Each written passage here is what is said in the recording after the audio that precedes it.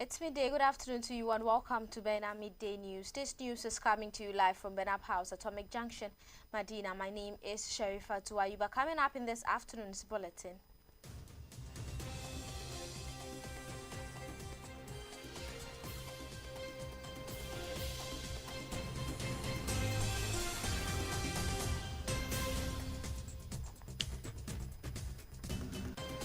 A recent poll by Global Info Analytics shows Hajia Amina Adams is on the lead in the race for the NDC parliamentary primary in Ayawaso East.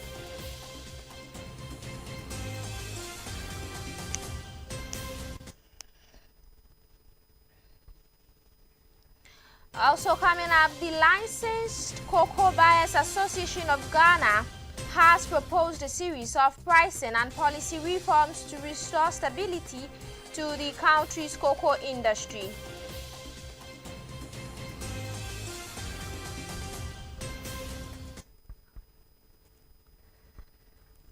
And in some news beyond our borders, UAE aid and field hospital vessels have arrived at the port of Arish in Egypt's North Sinai as humanitarian access into Gaza remains limited.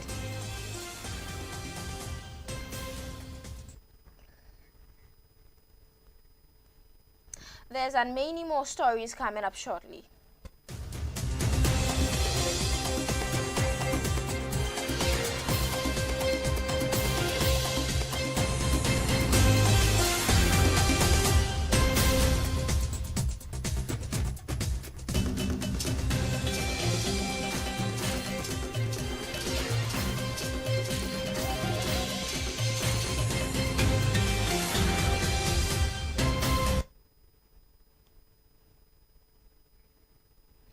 Thank you for staying with us. You can watch this news live on Facebook and on YouTube at Bena TV. Now let's delve into the stories. A recent poll by the Global Info Analytics shows Hajia Amina Adams leading the race for the National Democratic Congress parliamentary primary in Ayawaso East ahead of the March 2026 by-election. The survey indicates that 58% of respondents support Hajia Amina Adams, followed by Baba Jamal at 32%. Other aspirants, Mohammed Ramni, Dr. Yakubu Azindo and Najib Muhammad Sani received 5%, 3% and 2% respectively. All five candidates cleared the party's vetting process in late January at the NDC Greater Accra Regional Office. The Ayawaso East NDC primary is set for Saturday, February 7 to determine the candidate for the March by-election. Musa Dankwa, Executive Director of Global Info Analytics, said the poll reflects current voter sentiment in the constituency and provides insight into the likely outcome of the primary.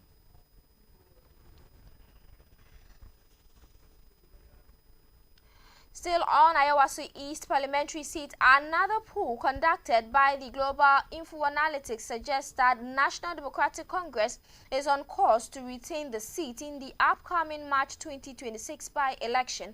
The poll indicates that either the two leading contenders in the NDC parliamentary primary would comfortably defeat the New Patriotic Party candidate in a head-to-head contest. According to the survey, Hajia Amina Adams leads the NPP's Baba Ali with 73% of voter support. In a separate matchup, Baba Jamal also secured a clear advantage, polling 67% against Baba Ali's 33%. The findings were disclosed by the Executive Director of Global Info Analytics, Musa Dankwa, in a Facebook post on Thursday, February 5th. Meanwhile, the poll also shows that Hajia Amina Adams is the preferred choice among the voters in the NDC's Ayawaso East parliamentary primary ahead of the by-election. The survey indicates that 58% of respondents support Hajia Amina Adams, while Baba Jamal follows with 32%. The remaining aspirants, Mohammed Ramni, Dr. Yakubu Azindo, and Najib Muhammad Sani, polled 5%, 3%, and 2% respectively.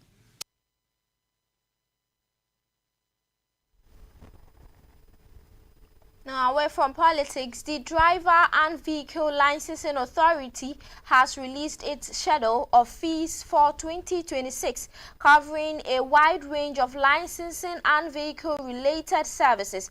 According to a notice issued by the authority, the updated charges apply to services such as a driving license conversion, license upgrades, replacement of lost or damaged licenses, license renewal, issuance of new licenses, accident report, proficiency tests, and international driving permit. In a Facebook post on Thursday, February 5th, DVLA Chief Executive Officer Julius Nikwe Korte explained that the publication of the fees aims to keep the public informed and ensure transparency in the delivery of the authority's service. The public has been urged to take note of the approved rates and to conduct transactions only at DVLA offices and authorized centers to avoid irregularities.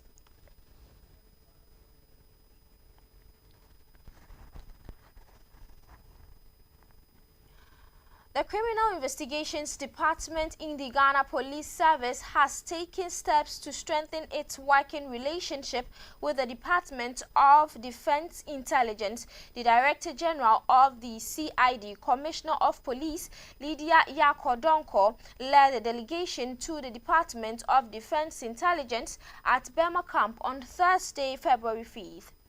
The visit was aimed at improving collaboration between the two institutions in order to enhance operational efficiency and professionalism. During the meeting, COP Donko expressed her appreciation to the Chief of Defense Intelligence, Major General Stephen Wasiadikbo Kweku Pabe, for his continued cooperation, support, and information sharing. She reaffirmed the CID's unwavering commitment to supporting the operations of the General Headquarters Department of Defense Intelligence. She described the visit as an important step towards building stronger institutional ties. According to her, it would help improve personnel capacity and sharpen operational skills through structured training programs and specialized courses. She added that both institutions would benefit from sharing technical expertise, drawing lessons from each other, and improving overall operational effectiveness. Major General Pabi, in his remarks, commended the Ghana Police Service for its long-standing and productive partnership with the Ghana Armed Forces. He said he was keen to further strengthening collaboration between GHQDI and the Ghana Police Service, particularly in the areas of intelligence sharing and capacity building. We'll be back with business and more. Do stay.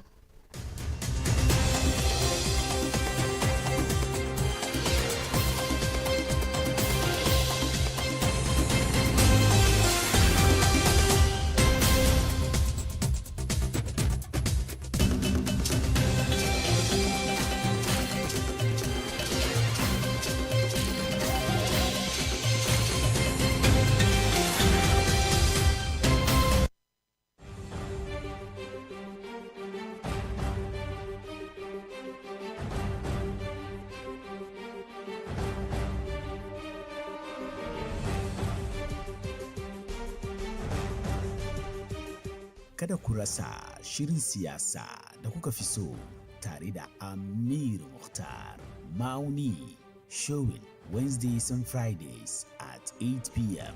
only on Baina TV.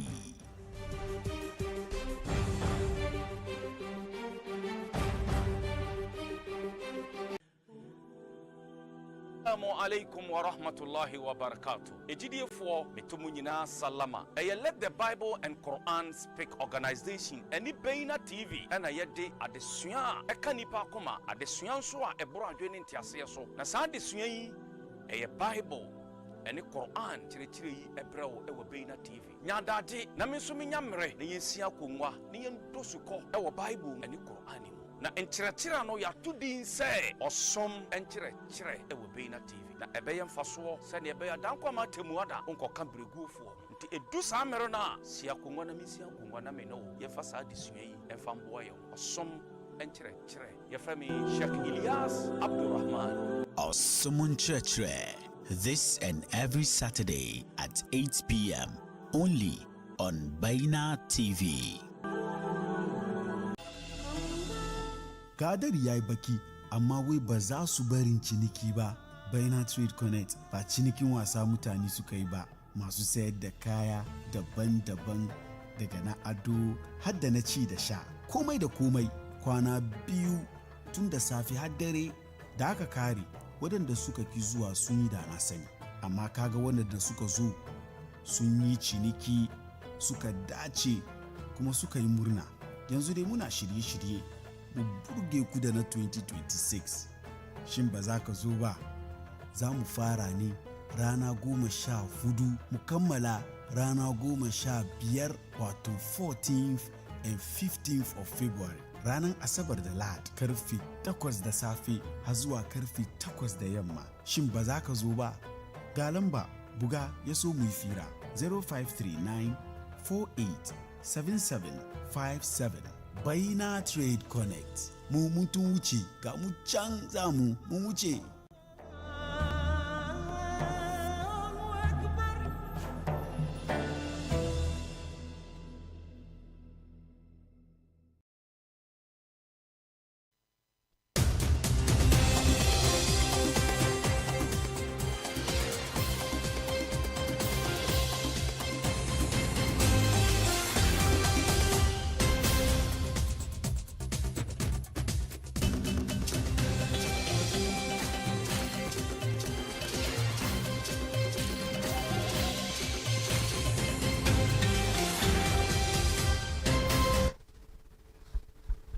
You're welcome back. If you just tuned in, this is Baina Midday News on Baina TV. Now let's move on to some business story. The Licensed Cocoa Buyers Association of Ghana has proposed a series of funding, pricing and policy reforms aimed at restoring stability and professionalism to the country's cocoa industry, warning that without urgent intervention, the sector risks prolonged decline. Speaking at a press conference in Accra on Thursday, February 5, Executive Secretary Victor Jah described that the cocoa sector is struggling under the weight of funding constraint, weak sales strategy, and governance lapses. Central to Licobac's recommendations is an urgent review of the funding framework for cocoa purchases to prevent further attrition among licensed buying companies. The association proposed introducing a limited seed fund regime to help struggling operators remain afloat. Licobac also called on government to secure emergency financing to pay for cocoa already purchased. On financial discipline, Mr. Jah stressed that funds raised for cocoa purchases must be protected from diversion. The association also called for an immediate determination of the fragment price to reduce uncertainty among farmers, buyers, and other stakeholders. Regarding trade and marketing, Licobac urged Cocoa Board, the cocoa marketing company, and traders to adapt a more proactive sales strategy supported by stronger oversight. Highlighting the need to rebuild professionalism within the sector, the association called for capacity development and improved staff security. Licobac further called for a fundamental reset of cocoa sector reforms. The association also emphasized stronger institutional collaboration and improved communication between Licobac and Cocoa Board.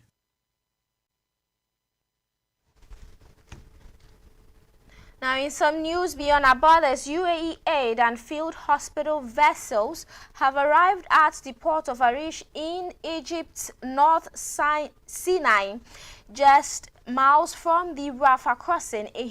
As humanitarian access into Gaza remain limited, the delivery comes on the fourth day of the partial reopening of Gaza's key gateway, carrying critical medical supplies and emergency assistance for Palestinians facing severe shortages. UAE Ambassador to Egypt, Hamad Al-Zabi, said the shipment underscores the urgency of expanding aid flows. Speaking at the port, Al-Zabi said the Sacre humanitarian shipment include more than 4,000 tons of medical and food supplies sent to support Palestinians in Gaza ahead of the holy month of Ramadan. Meanwhile, Palestinians continue to cross through Rafah following its long-awaited partial reopening, describing an exhausting and difficult journey. Patients requiring urgent medical care abroad are also being transferred transferred through the crossing for evacuation. Medical teams on the Egyptian side say arrivals have been steady since the reopening. Orthopedic surgeon Mohammed Samir said patients have been arriving in the barges over the past 2 days, with new cases continuing to reach hospitals daily from the crossing. The aid efforts come despite a U.S.-brokered truce that entered its second phase last month. Violence has continued in the Gaza Strip, with Israel and Hamas accusing each other of breaching the agreement, raising concerns over the durability of the ceasefire and the safety of humanitarian operations.